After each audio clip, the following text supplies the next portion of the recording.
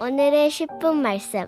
에스라 전체는 말씀과 예배를 통해 회복하시는 하나님을 보여줍니다.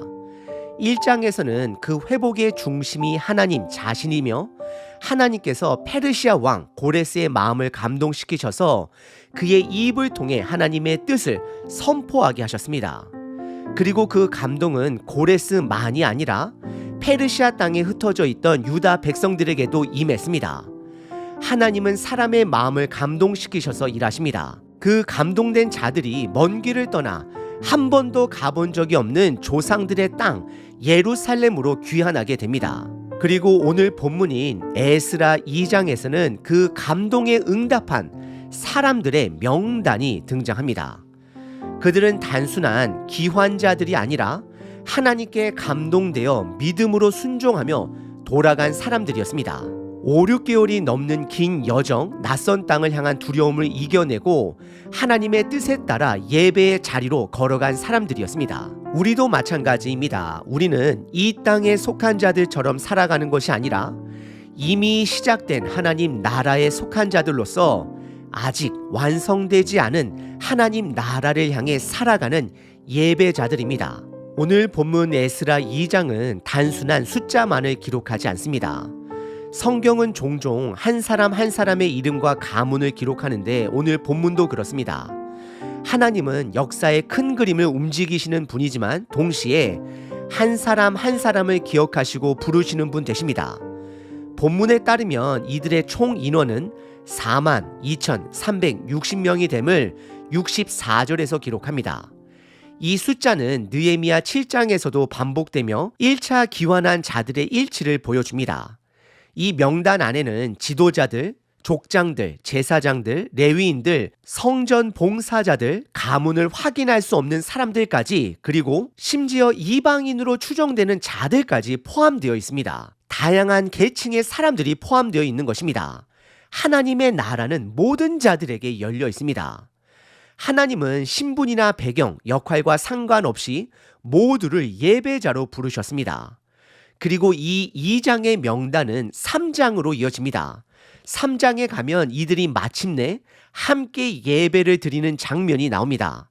하나님이 이들을 부르신 목적은 단지 땅의 회복이나 나라의 재건이 아니라 예배하는 공동체의 회복이었기 때문입니다. 오늘 우리는 이 본문을 통해 한 가지 중요한 질문을 던지게 됩니다.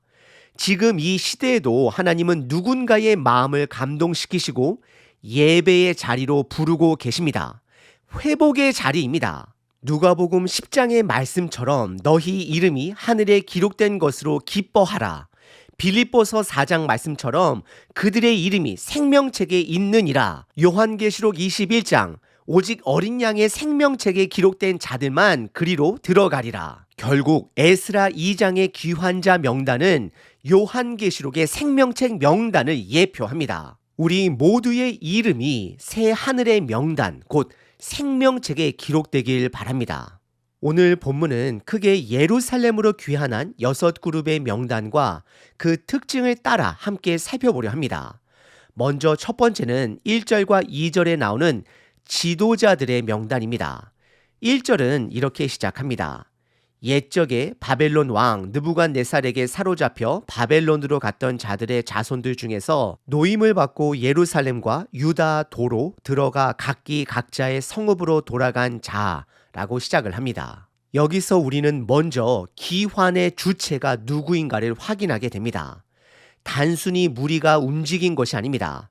하나님께 감동된 지도자들이 앞장서고 그들을 따라 백성이 예루살렘과 유다 땅 각 자기의 성읍으로 돌아갔습니다. 2절에는 수룹바벨, 예수아, 여호수아를 말하고요.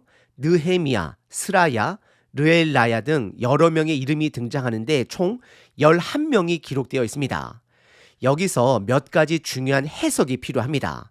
첫 번째, 수룹바벨은 다윗 왕가의 후손으로 바벨론 포로기 이후 유다 총독으로 세워진 인물입니다. 그는 예수아와 함께 여호수아와 함께 기환한 공동체를 이끄는 지도자로서 훗날 성전 재건을 주도합니다. 그래서 그 성전을 수룹바벨 성전이라 부르게 됩니다. 두 번째, 예슈아는 제사장으로 그의 본 이름은 여호수아입니다. 그는 대제사장으로서 수룹바벨과 함께 영적 회복을 이끈 동역자입니다. 셋째, 여기서 나오는 느헤미야나 모르드게는 우리가 잘 알고 있는 느헤미야서나 에스더서의 인물들과 동명이인일 가능성이 높습니다.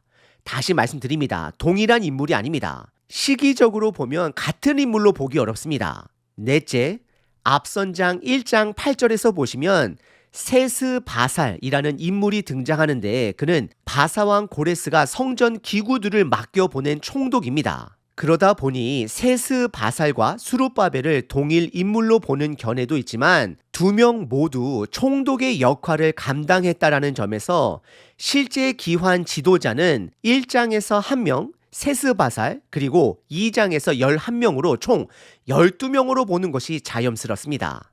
어찌 보면 이 12명은 이스라엘 12지파를 상징하며 회복 공동체가 언약 백성으로 다시 세워지고 있는 것을 보여주는 것일 수도 있습니다. 그리고 1절에 각자의 성읍으로 돌아간 자들이라는 표현이 나오는데 이들은 단지 본국으로 돌아간 것이 아니라 하나님께서 주신 땅, 그들의 유산이 있는 성읍으로 돌아간 것입니다. 이것은 단순한 귀향이 아니라 하나님의 언약 안으로 돌아가는 영적인 회복의 상징입니다.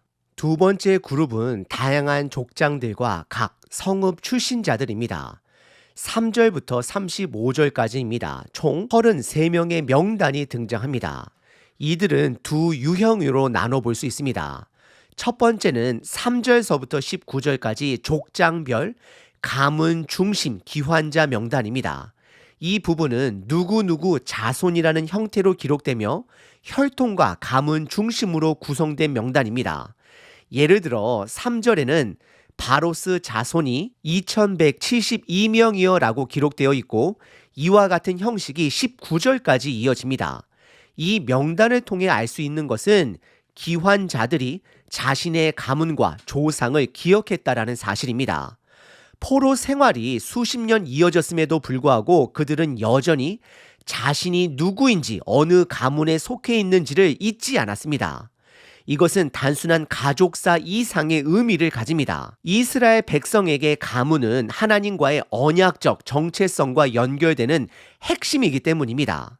그리고 20절서부터 35절까지는 출신 성읍 중심 귀환자 명단이 나옵니다. 20절부터는 명단의 표현이 바뀝니다. 어떤 사람이라는 표현으로 이들은 어느 성읍 출신인지를 기준으로 정리가 됩니다. 예를 들어 21절에 베들레헴 사람이 123명이요. 24절에서는 아스마의 자손이 42명이요 라고 기록되며 이어집니다. 이 부분은 지리적 출신지, 즉 고향을 기준으로 한 기환자들을 보여줍니다.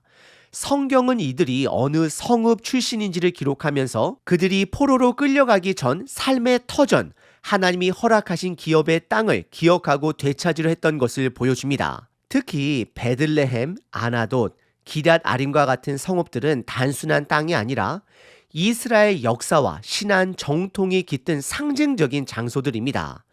예를 들어 아나돗은 예레미야 선지자의 고향이고 베들레헴은 다윗의 고향이며 메시아 예언과 연결됩니다. 이 성읍들로 돌아간다라는 것은 단순히 귀향이 아니라 신앙과 언약의 회복을 뜻합니다. 이 두 명단은 우리에게 분명한 메시지를 줍니다. 가문의 사람들은 자신의 혈통과 신앙의 뿌리를 기억했고 성읍 출신 사람들은 하나님이 주신 땅과 고향을 기억했습니다.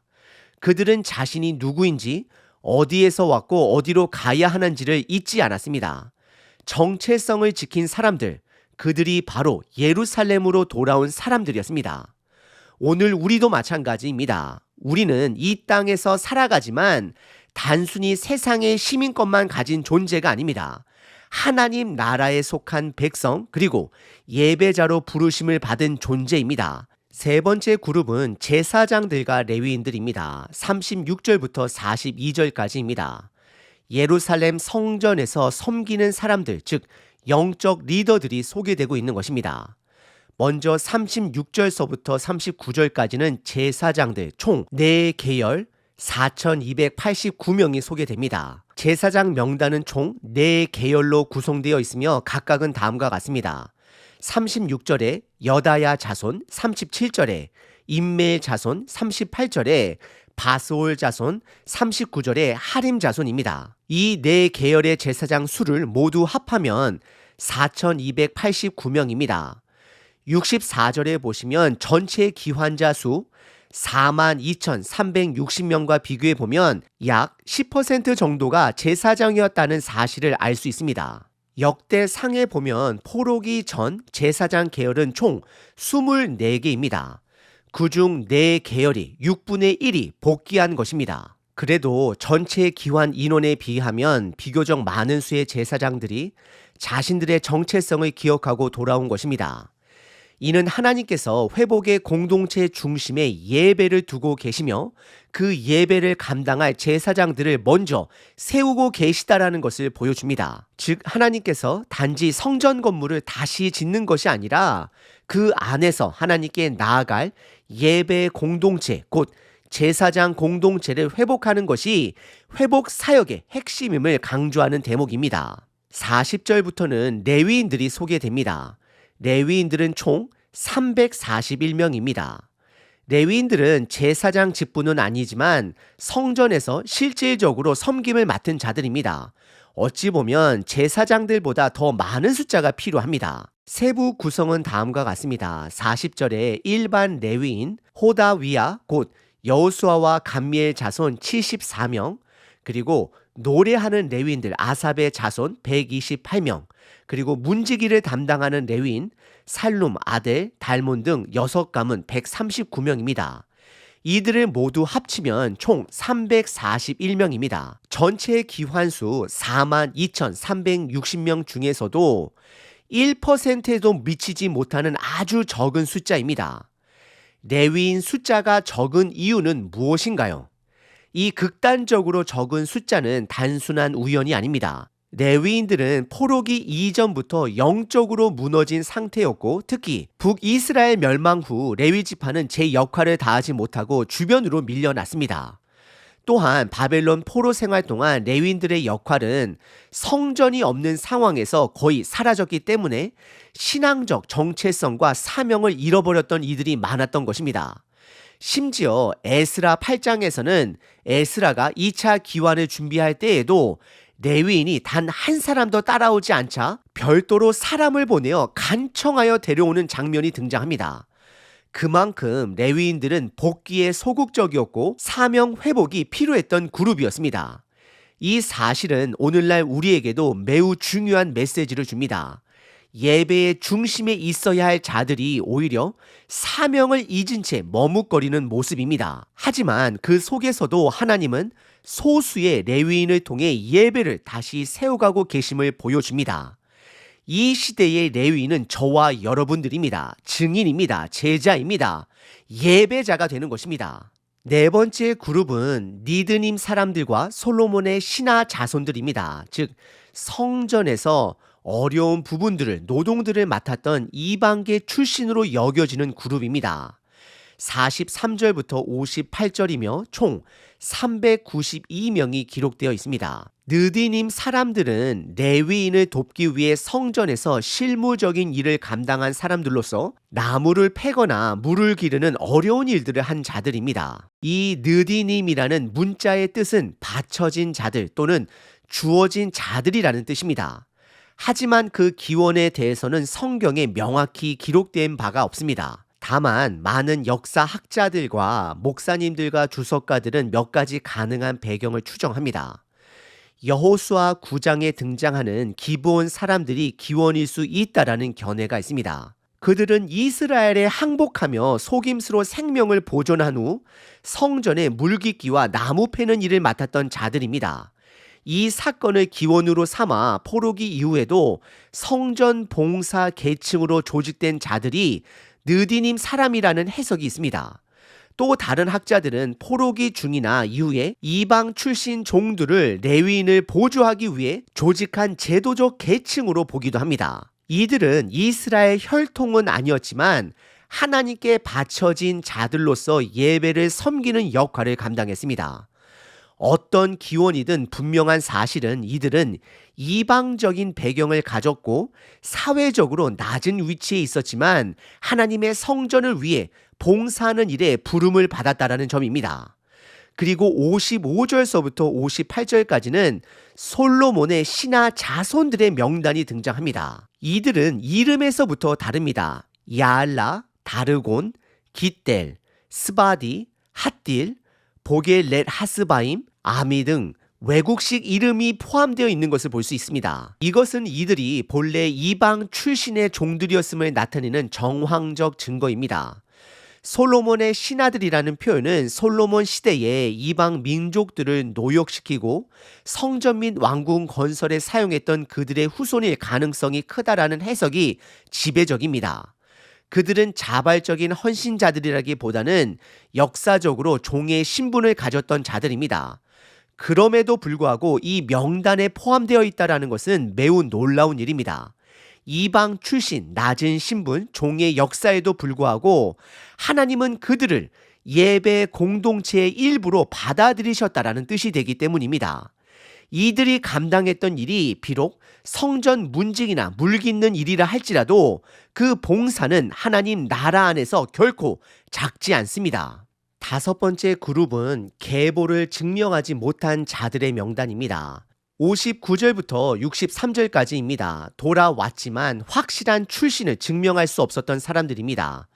심지어는 제사장 가문으로 추정은 되지만 섬김에서 제외된 사람들도 포함되어 있습니다. 먼저 59절과 60절에는 몇몇 사람들이 등장하는데 이들은 출신 지역과 가문을 주장했지만 족보 기록이나 객관적인 증거를 가지고 있지 않았던 사람들입니다. 이들은 자신이 이스라엘 백성이라고 주장은 했지만 정확한 족보나 계보 자료가 남아있지 않아 공식적으로 인정받지 못했던 것입니다. 포로로 끌려간 후 오랜 세월이 지나면서 문서가 유실되었거나 본인도 자신의 형통을 명확히 알지 못했을 가능성이 있습니다.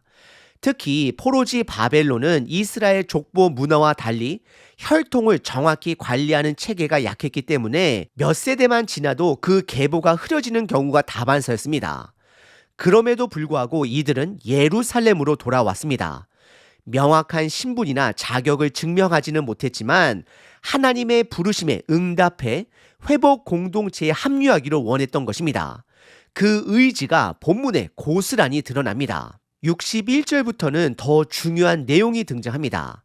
이들은 자신을 제사장 계열이라고 주장했지만 정확한 족보가 없었던 사람들입니다. 심지어 한 사람은 그 유명한 길르앗 사람 바르실레의 사위가 되어 그의 이름을 따르기도 했지만 그로 인해 오히려 본래 제사장 가문의 계보를 확인할 수 없게 되었습니다. 이들은 제사장이라 주장했지만 문서로 확인되지 않았기 때문에 성전 섬김에서는 제외가 됩니다. 63절은 더욱 단호한 판단이 나옵니다. 방백이 수룹밥의 총독을 말하는 것입니다. 그들에게 명령하여 우림과 둠림을 가진 제사장이 일어나기 전에는 지성물을 먹지 말라 하였느니라 라고 기록합니다. 즉 제사장의 복무는 아무리 주관적으로 자신이 자격이 있다라고 해도 공동체 안에서 객관적 검증이 없으면 제한될 수밖에 없다라는 것을 보여줍니다. 이는 하나님의 거룩한 일을 감당하는 데 있어 구별이 반드시 요구된다라는 원칙입니다. 이들의 상태는 죄가 있는 것이 아니라 거룩한 질서를 보존하기 위한 구별의 조치였습니다.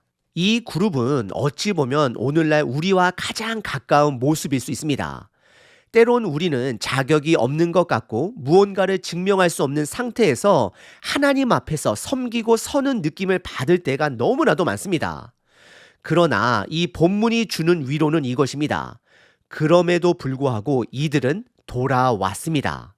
하나님께 나아가는데 완벽한 자격이 중요한 것이 아니라 돌아오고자 하는 마음이 있었던 자들을 하나님은 공동체 안으로 받아들이신 것입니다. 동시에 이 본문은 우리에게 하나님의 섬김과 예배에는 구별됨이 필요하다는 경고도 함께 줍니다. 사람의 의도나 주장만으로는 하나님의 일을 감당할 수 없습니다. 하나님의 일을 맡는 사람은 정체성과 부르심 안에서 분명한 구별과 준비가 있어야 한다는 걸 잊지 말아야 합니다. 마지막 6번째 그룹은 앞서 나온 5그룹 전체를 종합하여 회복된 공동체의 완성된 그림을 보여주는 부분입니다. 64절서부터 70절까지입니다. 64절에서는 앞서 말한 모든 인원이 42,360명이라고 명시되어 있습니다. 이는 앞에서 열거된 5그룹, 지도자들, 족장과 성읍별 귀한자, 제사장과 레위인, 느드님 사람, 계보 미확인자들, 이들 모두의 총합입니다. 게다가 남종과 여종 7,337명, 노래하는 남녀 200명까지 포함하면 실제로 함께 돌아온 전체 공동체는 약 5만 명에 가까운 규모입니다. 그야말로 한 나라의 시작이 될 수 있을 정도의 큰 규모의 공동체가 예루살렘으로 돌아온 것입니다. 이것이 1차 기환입니다. 이는 단순한 기환이 아니라 하나님 나라의 재시작을 알리는 상징적 장면입니다. 하나님은 단지 개인 몇 명이 감동받고 돌아온 것을 넘어서 하나님의 백성 전체를 회복의 흐름 안으로 부르신 것입니다. 그리고 66절과 67절에서는 그들의 소유와 자원이 나열되어 있습니다. 말 736마리, 노새 245마리, 낙타 435마리, 낙이 6,720마리입니다. 이 가축들은 그들이 단순한 난민이나 도망자가 아니라 준비된 공동체였음을 보여줍니다. 이 기환은 즉흥적인 감정이 아니라 믿음으로 결단하고 실제 삶을 옮기기 위한 준비가 있었던 대이동이었습니다. 그리고 68절과 69절에 보시면 일부 지도자들이 먼저 예물을 드리기 시작합니다. 이것은 성전 재건이라는 구체적인 목적을 위해 자발적인 헌신이 있었음을 의미합니다. 드려진 예물은 엄청난 금의 양과 은과 제사장의 옷 100벌입니다. 금과 은은 바사 제국 통화 단위로 계산된 큰 액수의 헌금이며 제사장 옷은 예배 준비가 시작되었음을 보여주는 상징적인 헌물입니다. 즉 성전이 아직 세워지지도 않았지만 그들은 이미 예배를 위한 준비를 시작하고 있었다라는 것입니다. 그들의 중심에는 늘 예배가 있었고 하나님을 향한 기대와 믿음이 있었습니다. 마지막 70절에서는 그들이 각자의 성읍에 정착하는 장면이 나옵니다. 이 절은 회복의 최종 장면, 즉 하나님의 백성이 자기 땅에 정착하고 안식에 들어가는 모습을 보여줍니다.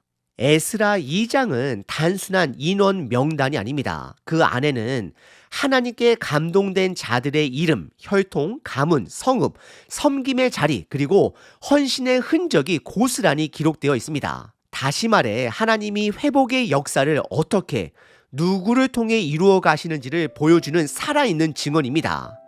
하나님은 다양한 사람들을 부르셨습니다.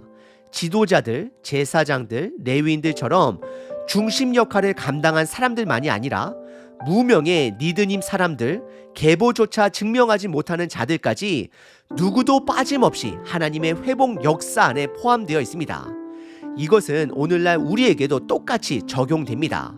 하나님은 오늘도 다양한 형편과 자리를 가진 우리를 하나님 나라 회복의 자리로 부르고 계십니다.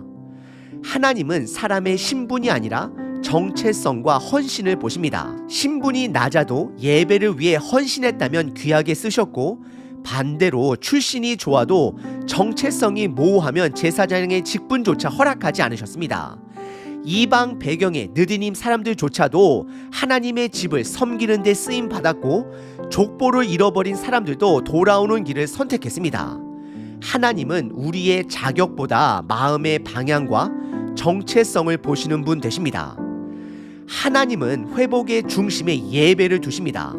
성전을 재건하는 것이 목적이 아니라 그 성전에서 하나님께 나아갈 예배 공동체를 다시 세우는 것이 회복의 핵심이었습니다. 오늘 우리에게 필요한 회복도 바로 이 지점입니다. 무너진 삶을 다시 세우고 흐려진 정체성을 회복하고 무엇보다 하나님께 나아가는 예배자로 다시 서는 것입니다. 이것이 참된 회복입니다. 항상 기뻐하라. 쉬지 말고 기도하라. 범사에 감사하라.